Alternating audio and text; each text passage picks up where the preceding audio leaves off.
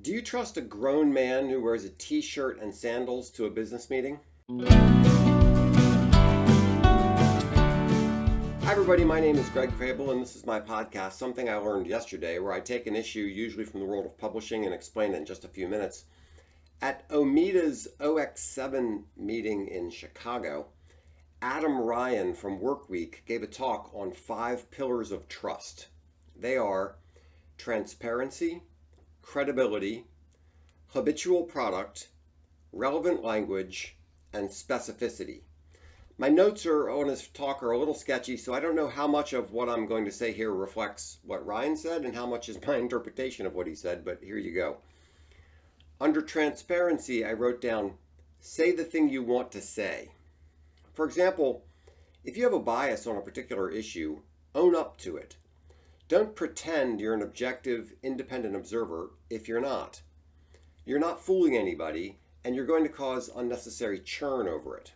Having a point of view isn't necessarily a bad thing. Some people want to hear things from a particular point of view, but hiding your bias or pretending you don't have one will come back to bite you.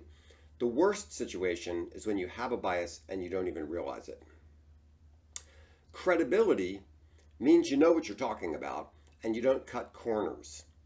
Invest what it takes to have genuine experience and expertise.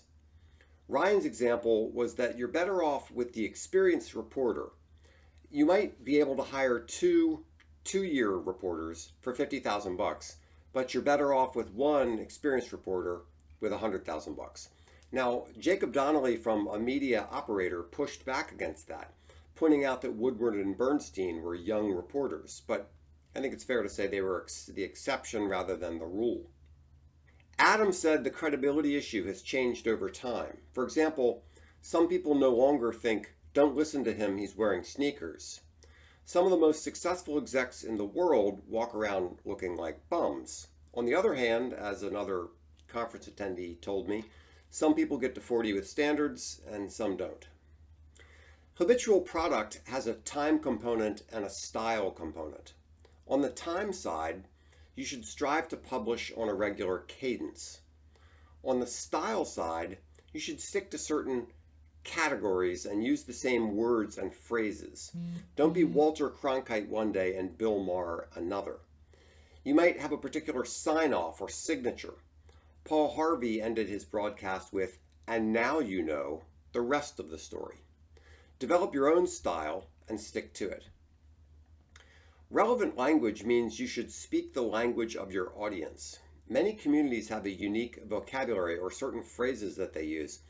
If you use a word incorrectly or don't understand how to use a phrase, it marks you as an outsider. As a silly example, in Star Trek IV, that's the funny one with the whales, somebody called Captain Kirk a dumbass and he replied, "Well, double dumbass on you."